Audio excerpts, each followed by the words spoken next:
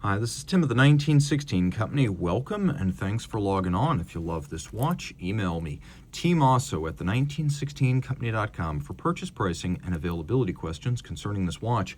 And this watch is quite obviously a 2022 model because that year, and only that year, was the 50th anniversary of the Audemars Piguet Royal Oak. When you see this rotor, you know it is the anniversary edition. And you're looking at the Audemars Piguet Royal Oak reference 15510ST. The timepiece is 41 millimeters in diameter. It's 10.7 millimeters thick from lug tip to lug tip if we're just counting the case, 50.8 millimeters. And if we're measuring the absolute distance across the wrist, we'll measure this little intermediate link, the plot as it's called, to the opposite plot. You wind up with a distance of 53.3 across the wrist. And it is very substantial, as Royal Oaks tend to be. Extremely solid. We'll put it on with Sammy the scale. And there you go. That is almost exactly 154 grams. It's 154.03. So this is a meaty machine in spite of not being precious metal. And that's just down to the solidity of Royal Oak bracelets and cases. On my wrist, which is 16 centimeters in circumference, I feel like this is a good match. Now, I would say that if your wrist is super flat across the top, yeah, you could pull this off on a 15 centimeter wrist, but I really feel that would be a better match for a smaller Royal Oak. I'd say 16 centimeters and up, this is going to look great. At 15, you're borderline. Any smaller, you want to go with a smaller Royal Oak. Regardless, though, it'll easily fit underneath a sleeve or cuff if you want to wear it formally. Now, one feature about, say, a 15510 versus a traditional jumbo is that here we have a screw down crown, so the water resistance is still 50 meters, but with a screw down in 50 meters, you can actually use this for surface swimming, whereas I would not recommend you swim with a jumbo. Taking a look at the bracelet, you can see why it's a highlight of any Royal Oak. It takes between 9 and 11 hours to decorate this bracelet, and so a lot of the work, the finishing that goes into this watch is actually exterior finishing on the case, on the bezel, these super sharp lines, tiny diminishing bezels, the break between satin and polish, creases and curves. You can even see the difference between the outer face of the crown, which is media blasted, the outer face, which is brushed, and then the flanks, which are brushed. So that attention to detail is superb. You can see that even these little intermediate links between the primary links are polished on their inner faces, and then removable links on both sides are fixed in place using screws. Taking a quick look here, you can see that the buckle is substantial.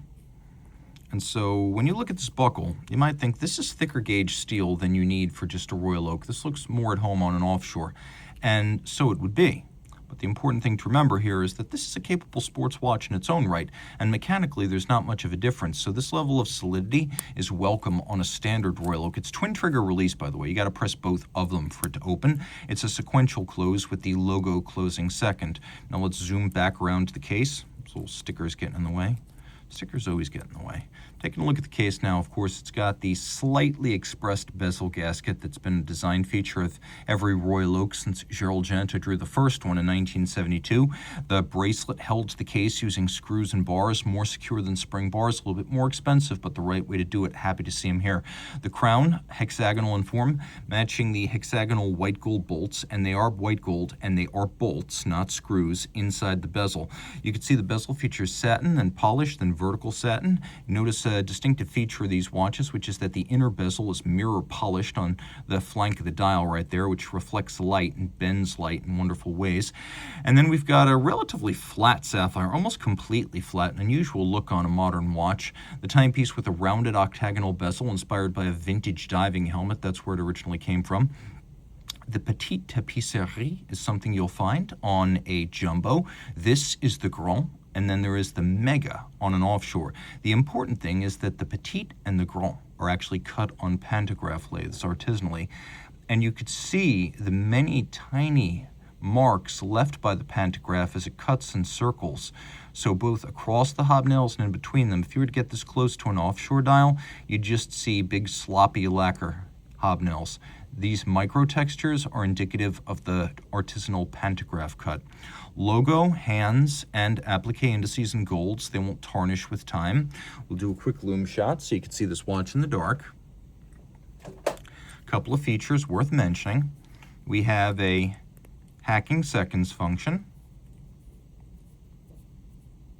instantaneous jumping date, and then a quick set for the date itself. Screw that right back down.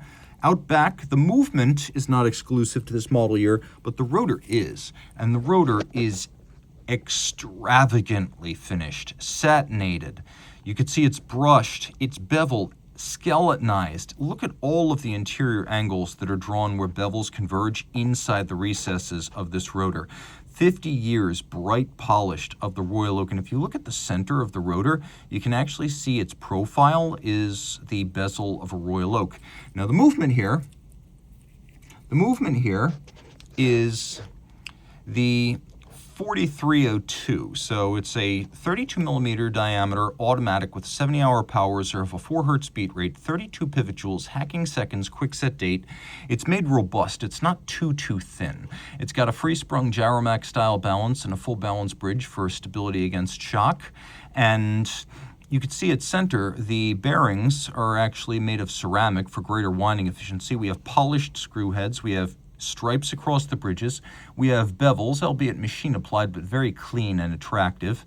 And then you could see that there's solarization on the center of the rotor and the ball bearing. It's a good looking movement. Again, not entirely hand finished, because that's just not how it goes with watches in this price range anymore, even from Holy Trinity, but it is very nicely decorated, competently engineered, and luxurious in detail. It's price appropriate. And another feature of the balance, in addition to being more shock resistant, a free-sprung balance using eccentric masses on the balance rim tends to allow for very precise adjustments, so it can be an excellent timekeeper. 1 year only. If you love this watch, real and steel, reach out to Team Mosso at the 1916company.com for purchase and pricing details.